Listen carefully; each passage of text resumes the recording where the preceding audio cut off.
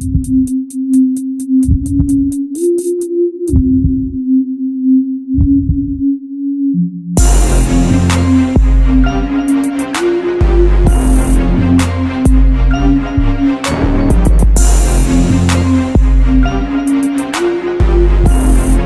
up, everybody? Once again, thank you and welcome to the Spot Talk. This is the show where we kind of bring you into our world. This is the show that me and my fellas created to allow you into our world, to offer you some insight, how it is that we do things. And one of the things that we're dealing with right now in the Spot, our biggest concern right now is we want to start building that foundation for entrepreneurship. We want to start building the foundation for building generational wealth. So once again, here we are talking about relationships, because without a question, it is our belief and our view that it's easier to do. It's easier to build this generational wealth as a couple, right?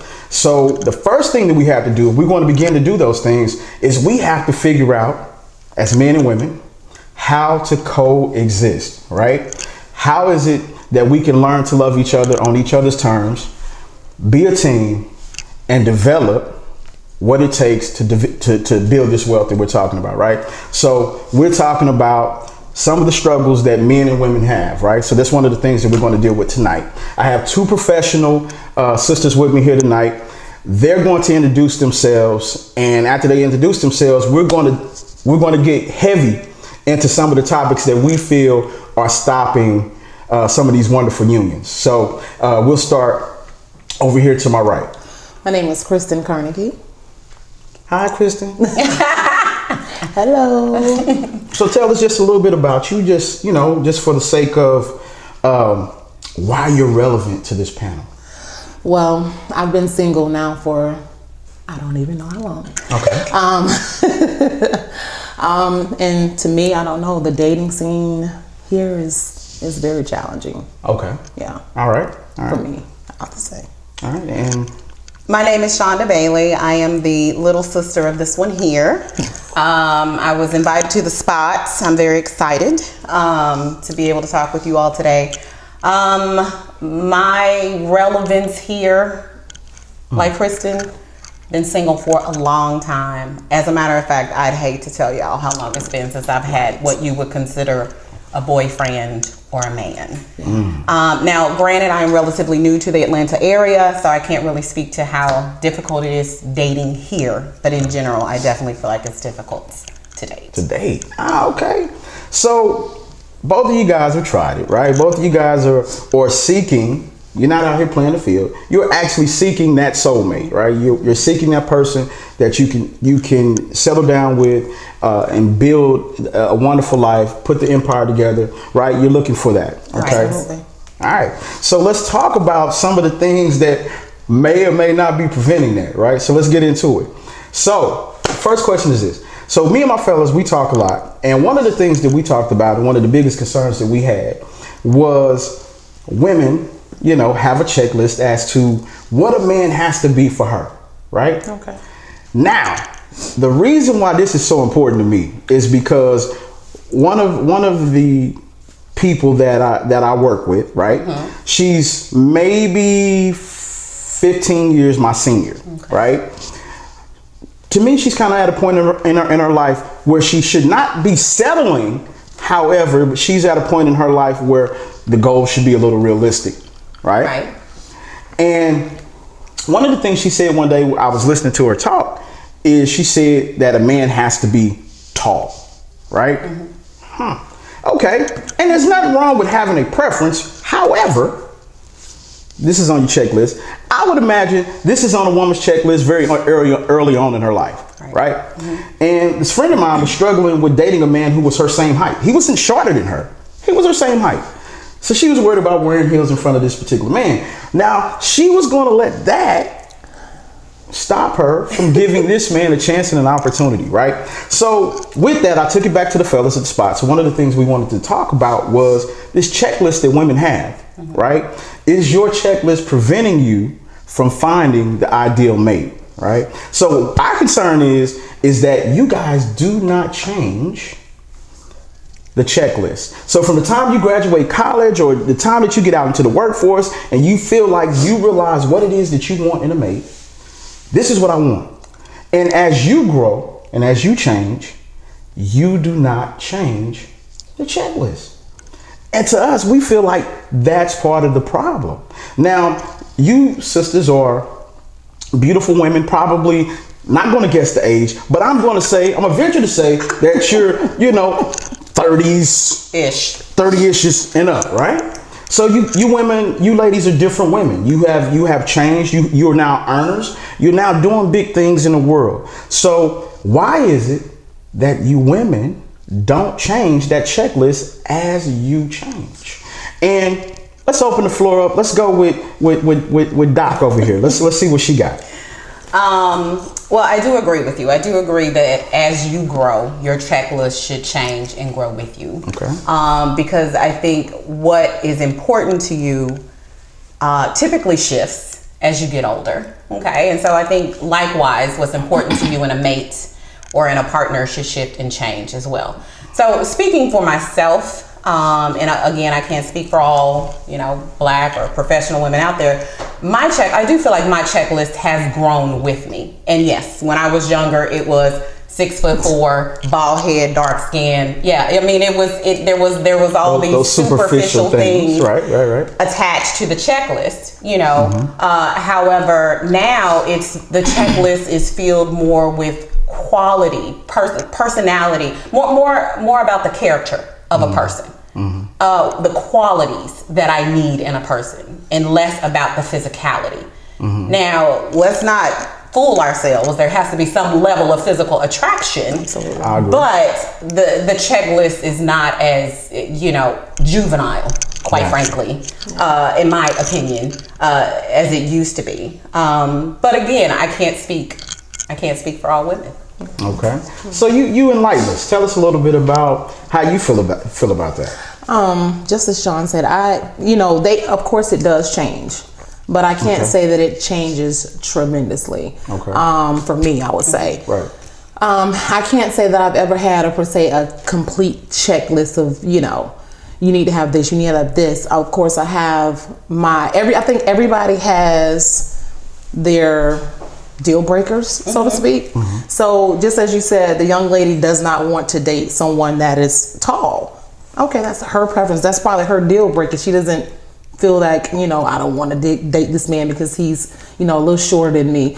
But for me, I think that why does her list have to completely change as she gets older? Okay. Because to me, quite frankly, it's probably going to be a little bit more detailed than what it was when I was in my 20s. Okay. Because, your mindset changes. Okay. Your mindset changes. All right, so let me give it to you. So because of a lot of social issues that we deal with as African Americans, right? Okay. We won't even go into those social issues because at that point you got to get into politics and a bunch of other things. But let's just because of a lot of social issues, mass incarceration, different things like that when it comes to, Black men, the talent pool, right, is shallow. It's more shallow than what it should be, if we're being honest, right? So my belief is because the male to female ratio is what it is, I think that if we're being 100% honest, that is justification for changes in your list as it speaks to things that could be superficial, right? So in this particular case, a tall man is not necessarily going to help you reach those goals quicker, correct, than a short man, right? If we're being honest, right? So I kind of think, as African Americans, we have to kind of begin to look at our situation and be honest about what our particular situation is. And that is from a male perspective and a female perspective. Because from a male perspective, what we have to realize is in this quote unquote, and we just discussed this the other night, patriarchal society, the matriarchs are running things in our community. That's right. True. I'm gonna have a lot of fellas that disagree with that. But the reality of it is you look at most people, and sisters, this is no disrespect to y'all, but if you look at most groups of people, the way the mail goes is the way the people go. Okay. Right?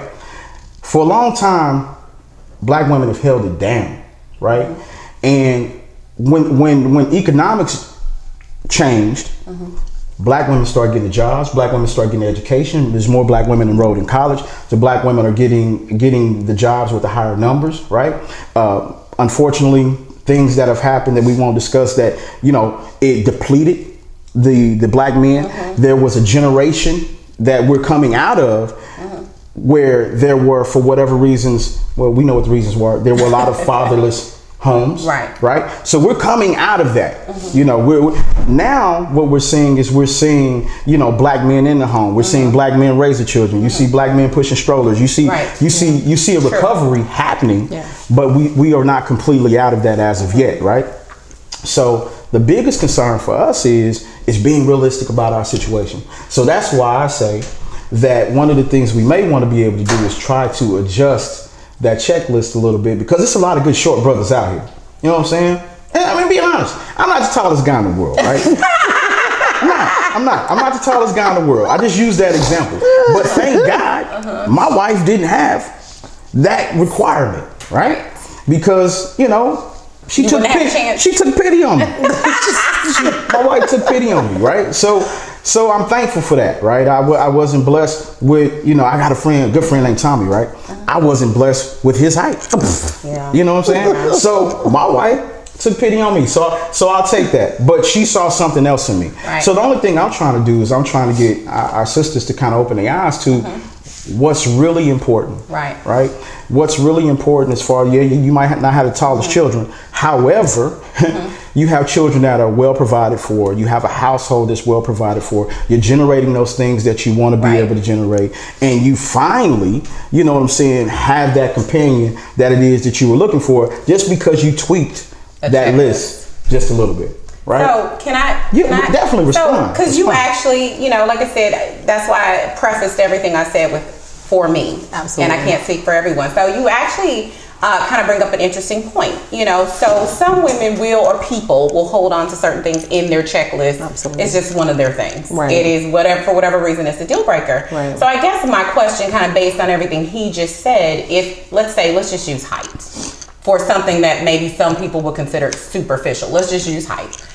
If that person keeps that on the checklist, should they then be should they then be okay with the fact that it may make their search even harder?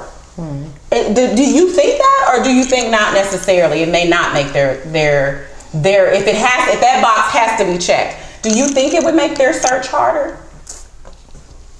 Not really. I don't think so. No? Okay. I don't think so. Okay. That's fair. You know, that's fair. I'm definitely going to make sure, you know, we like to debate, we like to do our thing, but I'm definitely going to allow everyone tonight their opinions, because your opinions count and they matter. So I can definitely appreciate that. Now, with that being said, you know, once again, like I said, the fellas, we kind of feel like that's where, you know, the issue is. I can remember when I met my wife, I met my wife online, and I hit her with that DM, right? I hit her with the DM. Oh, boom, boom. Send. Nothing. I get nothing, right?